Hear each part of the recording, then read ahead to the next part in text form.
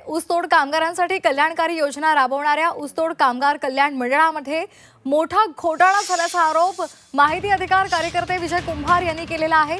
या संदर्भात त्यांनी मुख्यमंत्री फडणवीसांना पत्र पाठवलंय। ऊसतोड कामगारांच्या सर्वेक्षण टेंडरमध्ये 22 कोटींचा गैरव्यवहार झालेला आहे असं त्यांनी म्हटलेलं आहे आणि हे काम शासनाने यापूर्वीच पूर्ण केलं असताना सुद्धा खासगी कंपनीला पुन्हा एकदा तेच काम देऊन सुमारे 22 कोटी रुपये शासनाच्या तिजोरीमधून काढण्याचा प्रयत्न होत असल्याचं कुंभार यांनी मुख्यमंत्र्यांना लिहिलेल्या पत्रामध्ये म्हटलेलं आहे। दरम्यान या सर्व प्रकरणाची सखोल चौकशी करावी अशी मागणी सुद्धा त्यांनी केली आहे। एकदा झालेल्या कामासाठी खासगी कंपनीला पुन्हा एकदा कोट्यवधी रुपये देण्याचं कारण काय असा सवाल त्यांनी उपस्थित केलेला आहे।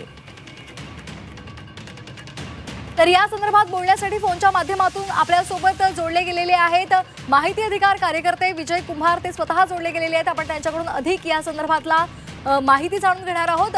विजयजी, आपण पुन्हा एकदा एक घोटाळा समोर आणलेला आहे। ऊसतोड कामगारांसाठी कल्याणकारी योजना राबवणाऱ्या ऊसतोड कामगार कल्याण मंडळामध्ये घोटाळा झाल्याचा आपला आरोप आहे।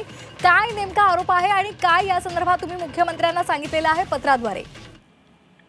हे जे गोपीनाथ मुंडे ऊसतोड कामगार मंडळ हे 2019 साली स्थापन झालं। 21 ला त्याचा सगळा कारभार हा सामाजिक न्याय विभागाकडे आला। त्यानंतर या कामगारांना सगळ्या सोयी सवलती व्यवस्थित मिळाव्यात म्हणून त्यांचं सर्वेक्षण करून त्यांना ओळखपत्र देण्यात आले आणि ही सगळी ओळखपत्र ही संगणकीकृत होती, म्हणजे काही नवीन करायचं नव्हतं। ते त्यांनी त्यावेळेला ग्रामसेवक वगैरे हे काम पूर्ण केलं। आता जवळपास 10-12 लाख मजुरांचा डेटा राज्य शासनाकडे आहे गोपीनाथ मुंडे महामंडळामध्ये। असं असतानाही एक जी कंपनी आहे, जी स्मार्ट नावाची कंपनी आहे, त्या कंपनीला यापूर्वी विद्यमान मुख्यमंत्र्यांनीच म्हणलं की यांची आधीची कंपनी जी ब्रिस्क इंडिया आहे त्याच्यावर ईडीची चौकशी आहे, त्याच्यामुळे यांना कुठलं काम देऊ नये आणि त्यांना बरीच कामं दिलीत। आता हे उघडकीला आलंय म्हणून आपण याविषयी बोलतोय। तर हे जे त्यांना काम दिलंय ते पूर्वीचा जो डाटा आहे तो डाटा सर्वेक्षण करायचं काम दाखवून तब्बल एका कार्डाला 175 रुपये 85 पैसे जे काम 2-3 रुपयात होतं त्यासाठी देण्याचा हा घाट घातलाय। तसंच निविदा काढण्यात आली, निविदा काढण्यासाठी खोटं बोलण्यात आलं आणि आता हे काम त्यांना वर्क ऑर्डर सुद्धा दिलेली आहे। म्हणजे जे काम शासनाकडे ऑलरेडी शासकीय सेवकांनी केलेलं आहे तेच काम अगदी बँक डिटेल्स सह सगळं त्याच्यामध्ये शासनाने अगोदर घेऊन ठेवलेलं आहे। त्याशिवाय इतक्या लोकांना, इतक्या ज्या वसतिगृह आहेत किंवा ऊस कामगार आहेत त्यांना शासन जे काही योजना द्यायच्या आहेत ते देऊ शकलं नसतं।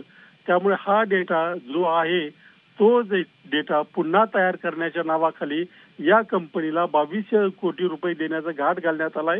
ही सरळ सरळ शासनाच्या तिजोरीवर टाकलेला हा दरोडा आहे। म्हणून मी मुख्यमंत्र्यांना लिहिलंय की याच्यामध्ये जे अधिकारी इन्व्हॉल्व आहेत, जे कंपनी इन्व्हॉल्व आहेत त्यांच्यावर कडक फौजदारी केली पाहिजे आणि त्यांच्याकडून हे पैसे व्याजासह वसूल केले पाहिजेत। अगदी विजयजी, तुम्ही मुख्यमंत्र्यांना पत्र पाठवलेलं आहे आणि त्या संदर्भात कारवाईची मागणी सुद्धा केलेली आहे। तुम्ही या संदर्भातले काही पुरावे त्यांच्याकडे दिलेले आहेत का किंवा ते तुमच्याकडे आहेत का? हो, पुरावे आहेत। हे पुरावे म्हणजे पहिली गोष्ट म्हणजे शासनाने या संदर्भात नेमलेली समिती, या समितीने ओळखपत्र नेमण्यासंदर्भात, ओळखपत्र देण्यासंदर्भात कामगारांना एक 9 पानांचा एक GR काढला होता। त्याच्यामध्ये कुठले डिटेल्स ज्याच्यामध्ये त्यांचं नाव, फोन नंबर, अगदी ब्लड ग्रुप्स, बँकेचे डिटेल्स वगैरे हे 2021 ला केलं होतं। त्यानुसार आपल्या ग्रामसेवकांनी तो डेटा पूर्ण पण केलाय।